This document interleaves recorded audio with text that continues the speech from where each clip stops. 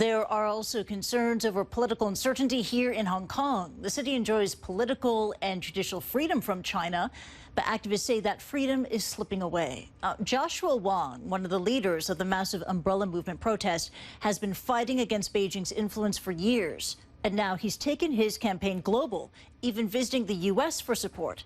I spoke with Joshua to learn more and to hear what he expects from U.S. President Donald Trump. Being a businessman, I believe Donald Trump knows the importance of remaining Hong Kong's uniqueness to act as the global financial center with economic freedom and rule of law. And of course, being an activist focused on human rights, a lot of his political stand, I'm having different point of view.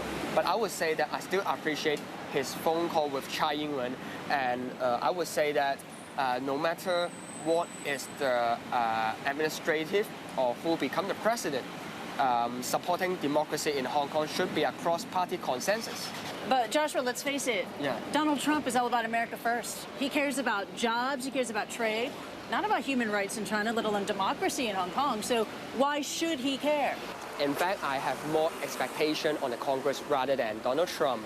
But I would say that for President Trump, I would just hope the international community and also President Trump to realize that if he recognized Hong Kong as the important Asia financial center, it will be necessary to remain a judicial independence, separation of power, and rule of law.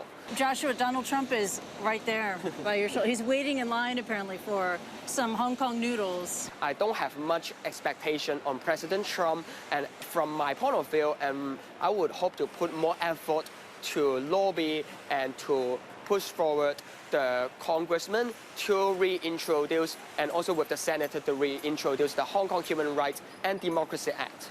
There's a new Netflix documentary coming out. It's called Joshua, Teenager versus Superpower. Does that make you feel like a superhero? I think this documentary, Joshua Teenager versus Superpower, is just a documentary record my 6 years journey from 14 years old to now 20 years old.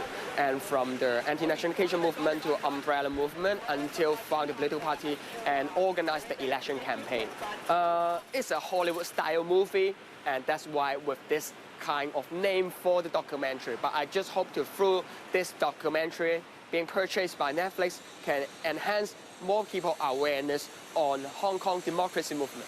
I hope to, through this documentary, can educate more people around the world, especially in the Western country, to know more about how the young generation in Hong Kong is ready for the fight and resistant, and hope to, through the strike, to get back our right to vote in the election. And you may be lobbying for international support in the U.S., in the UK, and elsewhere. But at the end of the day, change is going to come from inside Hong Kong, right? Of course.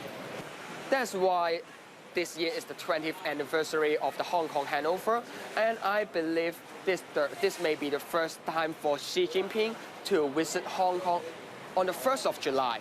And I expect with the first time of President Xi Jinping visit Hong Kong, it's the time for us to organize another. You really think Xi Jinping is going to come to Hong Kong for the handover? I believe.